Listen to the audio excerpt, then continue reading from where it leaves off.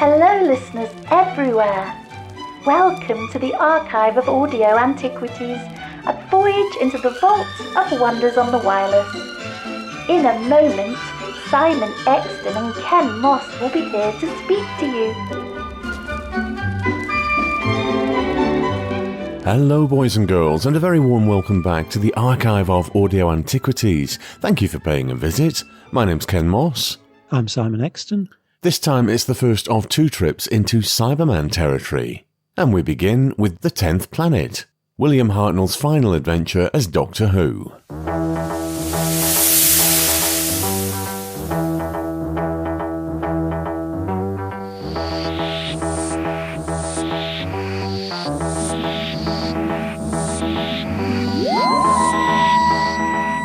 First broadcast on television in 1966. One of the episodes, in fact the final episode, is missing from the archive, but the soundtrack exists.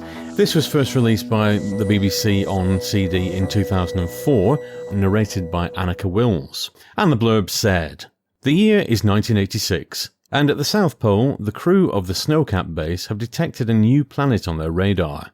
The arrival of the Doctor, Ben and Polly at the base coincides with another landing, that of a spaceship whose humanoid passengers have used cybernetics to replace their limbs and vital organs.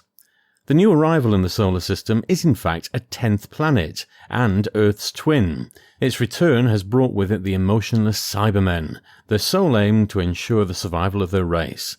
To this end, they plan to drain Earth's energy into the dying Mondas, whilst using the human population as fodder for a continuing program of cyber conversion. Battling alongside the humans to save their planet, the Doctor appears to weaken and age before the eyes of his companions. An ultimate collapse appears to signal his death. But then... Emergency! Emergency! We have 3 intruders. Intruders? At the pole? Can you tell us precisely where we are? We're at the South Pole base of International Space Command, and frankly, Pop, your story's gonna have to be awful good. You turn up out of nowhere, a routine space shot goes wrong, a new planet appears, and you tell us you know all about it. That puts you slap bang in the hot seat, right? T-minus 50 seconds. I know what this planet is and what it means to Earth. Pretty soon we should be having visitors. Where? Really been springing and Father Christmas on his sled. Now hear this. All base to red alert. Repeat. All base to red alert. But who or what are you? We are called Cybermen. There are hundreds of them, sir. Hundreds of what, man? Spaceships, sir. In formation. We've got 2 men in space. If we don't act now, we won't get them back alive. They will not return. Care? No, why should I care? Emotions, love, pride, hate, fear. Have you no emotions, sir?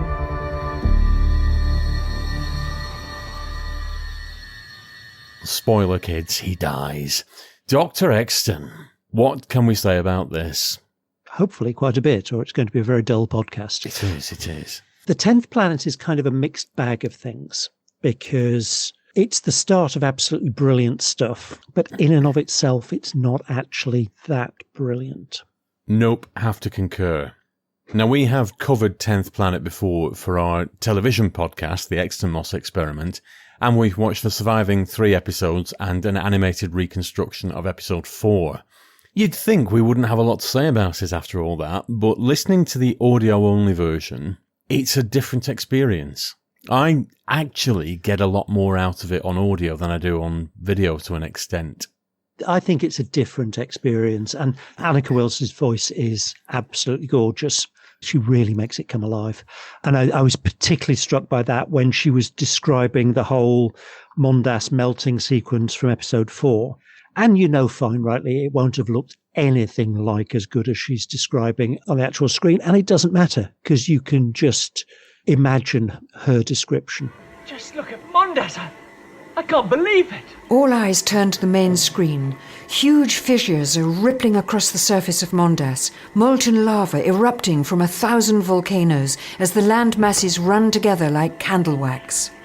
The end of Mondas. Hey, look. The Cybermen in the tracking room are staggering out of control. One by one, they collapse to the floor, rivulets of grey foam streaming from their joints. What's happened to them? They've disintegrated. They must have been entirely dependent on power from Mondes. Well, there is actually a lovely little bonus interview at the end of the second disc where she goes on about the special effects, and one of them is, as the Cybermen are dying, rivulets of foam ooze from their joints, and she says it was utter rubbish. It was special effects boys with bottles of fairy liquid shaking them up and trying desperately to get foam to come out. So, yes, I suspect the narration does a little bit of heavy lifting there. Yes, and it was before the season 5 foam machine party. Yes. Every story did seem to have foam in it, didn't it? What was in there? Spewing foam in Moonbase, weren't they? Or am I making that up? One of them has foam. No, well, possibly. You don't actually get to see that bit in the Moonbase because it's the Cocktail Polly episode 3 which is missing. There was certainly shaving foam in Tomb of the Cybermen, but the actual proper foam machine, Abominable Snowman, is that when it first appears? Certainly Fury from the Deep and... Web of Fear. Oh, yes, Web of Fear and Ice Warriors. Seeds of Death. Oh, yeah, they do get some mileage out of it, don't they? Once you've spent money on something, then you don't want it to be a one-shot deal. Well, they certainly didn't get one shot out of it.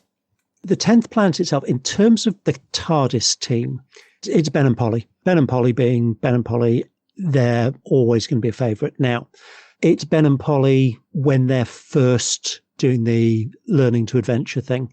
And particularly Polly is very much in the I'll use my feminine wiles and make coffee and bat my eyelashes and try and persuade people to do things. It's before she gets to do things like the Cocktail Polly chemistry in Moonbase and become a little more proactive with things. But it's only the third story, so she's allowed to sort of develop gradually, and particularly in the 60s where companions were stand there and look pretty and get captured. Yeah, there wasn't an awful lot of character development in those days. They were just the companion, and that was the end of that. We do read into it as from a 21st century perspective, but realistically, there was no development, no, certainly not actively. Yeah, and she and Michael Craze act their little socks off and do a brilliant job. Well, it's perhaps as well, really, because William Hartnell has a week off for episode 3, so all the Doctor's lines are given to Ben and Polly, and you'd never know. And I think some were given to Dyson as well. Not Dyson, Barclay. Barclay, yeah. In itself, there isn't actually a great deal for the Doctor and his companions to do in this story. Or I'll put that another way, they don't actually do a lot. I think the only person who does anything of any consequence in the story is Ben towards the tail end of episode 3, and that's it.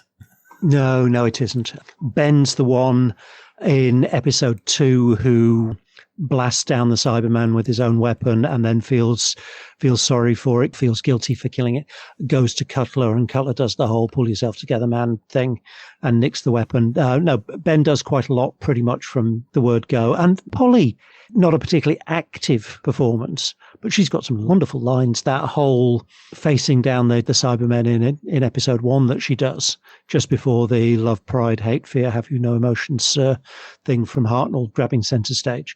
But it's Polly who starts facing up to the cyber leader, and she gets a bit whimpery and, oh, I was so scared right at the end. But, she was trapped in an alien spaceship where every other living thing in the spaceship has just melted. So it's acceptable to be a bit nervous under those circumstances. But beyond what Ben does with... Okay, he guns down a Cyberman, somewhat reluctantly, and he snips the pins off the firing mechanism for the Z-bomb. But beyond that, do any of them do anything that actually causally alters the course of the story? Because the Doctor does fuck all. He turns up and says, oh, I know what's going to happen. Look, I know what's going to happen. You must listen to me. I know what's going to happen. How do you know? Well, it's difficult for me to say. Oh, my dear, I'm feeling a little bit thin. Oh, he does nothing. He passes out for an entire quarter of it and then gets locked in the cyber ship for the last quarter. So he's not of any importance whatsoever in this story, the Doctor. Yeah, but William Hartnell was unwell. That whole, I know what's going to happen. Fair enough. Possibly he does. And possibly it's sort of The Time Lords certainly know of the Cybermen because of the Five Doctors. They never allowed the Cybermen to play like the Daleks. They play too well. So if you say, oh, well, Hartnell knows what's going to happen because he knows about the Cybermen, then he also knows that you can't trust them as far as you can throw them, which makes it a bit of a shitty thing to do, sending Polly off and do you guarantee that she'll be fine? Because you'll know that they're not to be trusted. Yes, I find it difficult. I mean, bear in mind that we'll have been watching / listening to this through 21st century eyes. We know what's coming. At the time, it was brand new. There'd been no backstory written, etc., etc. But I just find it a very odd premise that it's set up that he knows what's going on, he knows what's going to happen, and then this is instantly brushed under the carpet, and it's never explained, and he never gets out of it.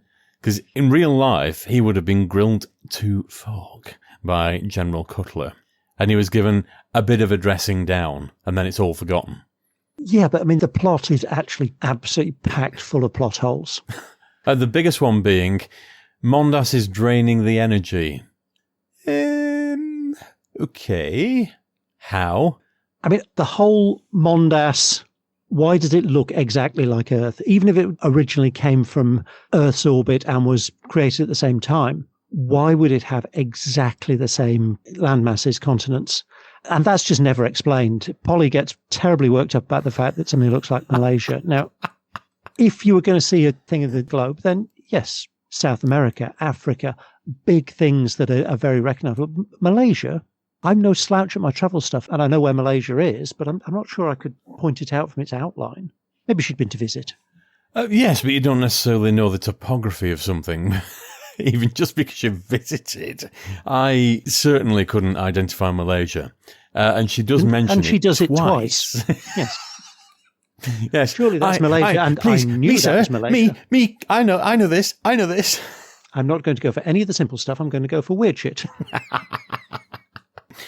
It's like quite a few things that the BBC Radio Collection have released. The visuals in my head are lovely. Now, it is somewhat marred by the fact that I do know what this looks like. We have enough of this left to know exactly how all of it looks. So but if we do didn't know what Malaysia looks like. All right, we'll skip over that bit. But I was trying to listen to it just as an audioscape. And if you listen to particularly the outdoor snowcap stuff, it sounds really expansive. The Foley work's brilliant. Things like the rocket launch and the tracking room. All of these, if you can just detach from the visuals, it sounds marvellous on audio. The doctor was right about this being the coldest place on Earth. I'm freezing already. Yeah. Hey, what's this? Well, watch it, Polly. Some kind of an aerial. There must be something buried underneath here. Hey, look over there. There's something moving. Don't touch it, Polly. Looks like some kind of periscope. It's just a pity. It is quite a weak story. I know that when we watched it for the other podcast, we were gripped, and the performances are wonderful. I can't fault a single person in it. The casting is great, the performances are captivating, and in those days, you could get away with a slightly ropey script with a good cast. Ropey script? The plot makes no sense at all. Why does Mondas look exactly the same as Earth? Why does it turn up and suddenly start draining energy? Why can it only drain so much before it completely melts? None of this makes any sense. And seeing as this is the story where an actual scientist was brought onto the writing team, and to suddenly land them with some of the worst science that the show has seen up until that point. Now, don't get me wrong, as a concept, the Cybermen are utterly brilliant, but they weren't the original. Originally, it was supposed to be a wandering planet full of space monks. No, I didn't know this. You've mentioned this at some point in the past. I had no idea about them. I think on balance, they did better to get the Cybermen in. I can't imagine the space monks being ongoing villain. Well, I kind of can, to be honest. And I don't know why they didn't go with space monks unless it was they already had a monk character. But in themselves, they are an interesting design. All right, we've not got the visuals for this particular review. We know what they look like, but as an audio character or an audio voice, it's an interesting interpretation. Roy Skelton, that does the voices for the Cybermen, he said that he was trying to do it like it was coming out of a computer, quite up and down, quite binary and stilted. I think they work. I think later cyber voices work better. Tomb is still my favourite iteration, and Moonbase. Moonbase general fear factor, yes. I love Tomb. I wasn't in the least bit disappointed. Actually, I haven't been disappointed with any of the full stories that have come back. So War Machines, Time Meddler, Tomb, Enemy of the World, and pretty much Web of Fear. All of them are brilliant. The only unfortunate thing about the cyber voices in the 10th Planet version, Robert Peston, I think, has modelled his voice on it. Speaking very quickly, indeed, and then slowing right down. I don't know who Robert Peston is. He's one of the political editors for the BBC. Very, very quickly, style of interviewing and then pausing between each word. Unfortunately, I can't unhear that. I noticed that quite a few years ago, and that's all I can see now. 10th Planet Cybermen. One thing I did notice this time around is that the cliffhanger to episode 2, so the big battle fleet descending on the Earth and everything, it is the prototype for the Russell T Davies end of season cliffhangers, isn't it? Oh, do you know, I'd never looked at it that way before, but yes. Let's throw everything in the kitchen sink out of the sky and get out of it later with a massive Deus Ex. Yeah, which is pretty much exactly what they do here. It's, Mondas has melted for no readily apparent reason. The end. Yeah, it does end like that. Yeah, just let's sit and ride this out and it'll absorb too much energy. And where is the energy coming from? Why is there no noticeable impact on Earth? And why didn't they just go to the sun? Yeah, I mean, the plot has so many holes in it, it's pretty much fishnet. But that doesn't stop it being wildly entertaining. And Annika Wills' narration just is the icing on the cake because her voice is gorgeous. The guard's body is dragged away. Ben eyes his fallen rifle. Right, Doctor. While they get it out, we'll make a break for it. We can get back to the TARDIS. Well, how can we do that, boy? Well, we can make a break for it down that corridor, to the trapdoor, and then bolt the seals behind. Don't substitute planets out in effect. We'll do with that for a start. Ben snatches up the gun and aims it at the nearest Cyberman. Stop! A Cyberman shoves him towards Krail. You do not seem to take us seriously. Krail takes the gun from Ben's hands and effortlessly twists the barrel out of shape. Blimey. I can't fault any of these narrated versions. They're all beautifully done.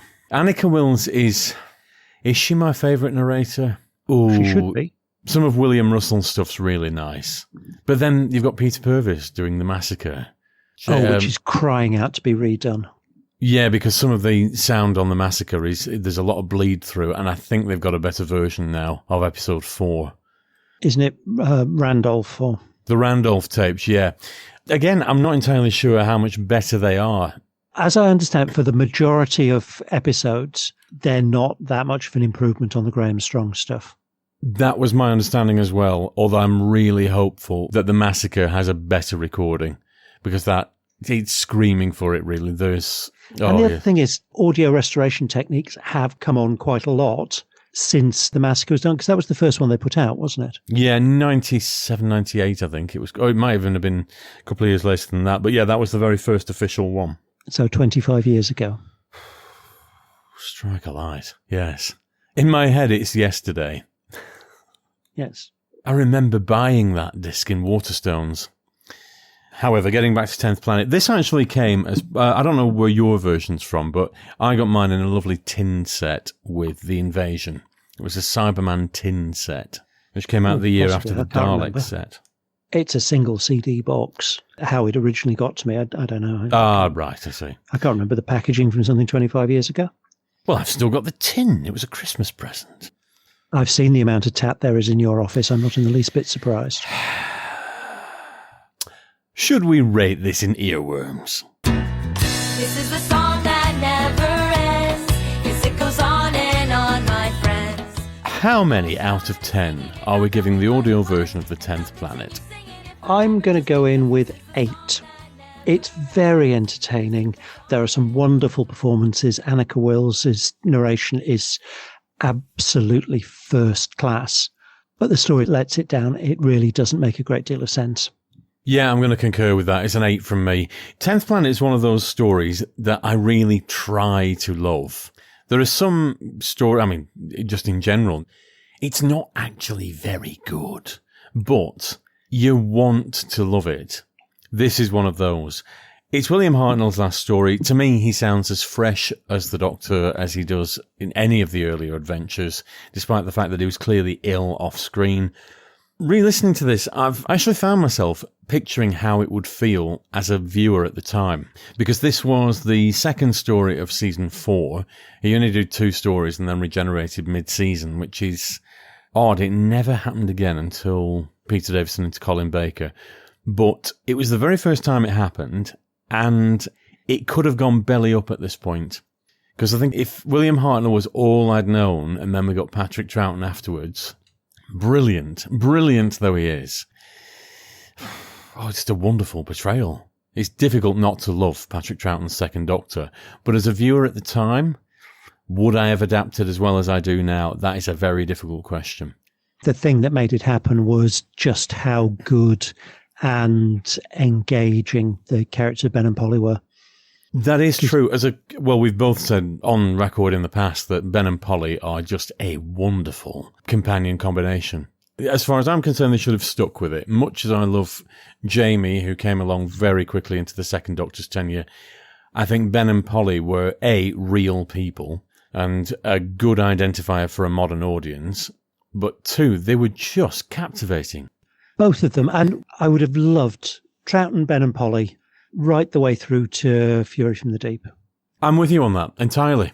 And then after Fury from the Deep, the Highlanders with just Troughton turning up and picking up Jamie as companion, and then Wheel in Space to pick up Zoe, and then have season 6. I don't actually dislike Victoria as a companion, although she's very wet. And she does engage very well with Jamie, but not as well as Ben and Polly engage with each other. No, a terrible shame. And there'll be a lot of you out there who aren't familiar with Ben and Polly because they only exist in a handful of episodes. How many actual complete stories is it? There's War Machines. That's it. That's it. And they're only really in... They're in it right from the beginning. They are, Certainly but they're Polly not is. the companions, so... They pretty much are, because Dodo's written out almost immediately after episode 1. But yeah, that's their only fully surviving story. 10th Planet, they've got 3 out of 4 episodes. And Underwater Menace and the Moon Base, they've got 2 out of 4. Crying shame. They're the major companions who have the least amount of existing stuff. And just a final word before we do sign off on the regeneration itself. I'm unashamedly of the opinion this is my favourite regeneration. I just think it just works on every level, both audio and visually. The regeneration does exist. It was lifted for an episode of Blue Peter. So this does thankfully exist. But it's a really impressive piece of TV, which I love. Inside, the Doctor clings to the TARDIS console, barely able to stand. Around him, the controls have taken on a life of their own. Something is very wrong. With the last of his strength, the Doctor opens the TARDIS doors for his companions before he collapses, unconscious. Doctor!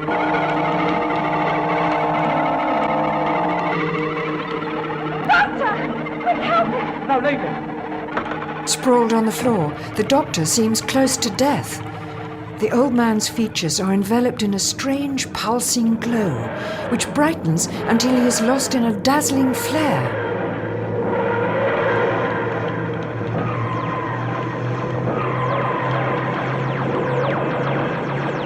The light fades, but the Doctor is gone, and in his place is a dark-haired stranger.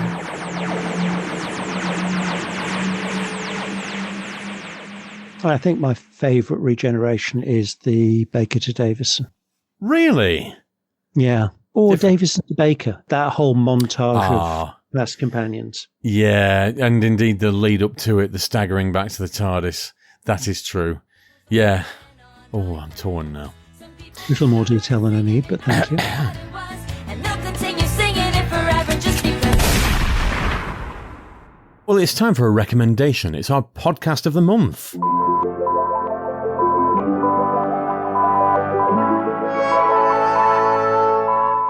And it's my go this time. I'm going to recommend the all-new Doctor Who Book Club. This is a podcast, I think it's been going about 5 or 6 years now, but it's presented by two hosts called Chris and Matt, and they're going through all the Doctor Who novels. I think the ones that I've heard, a lot of them have been new adventures, so I've not heard all of them by any means. I know they've done an Earthworld one, and they did one on Dreams of Empire, which are BBC novels, and there's just a real passion there for written Doctor Who. Yeah, one of those two was actually quite good.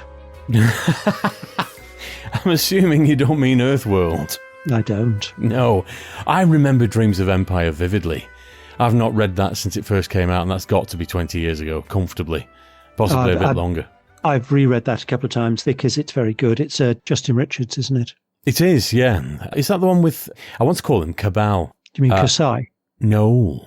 Kasai was the master's name. No, it was, the guy in it is, I seem to remember one of them wearing a mask, and he hides his true identity the whole novel. And it's very, very obvious how it's going to turn out in the end and who it's going to be. That was a lovely novel. But yeah, the podcast itself, they really, really get into the lore of Doctor Who. Books are a difficult thing to review. There's a lot of work goes into prepping for a book, and they do it brilliantly. They bring, I think they're about once a month, I think they are. It seems to be anyway. I don't follow it religiously, but the ones I've heard, they're really very good.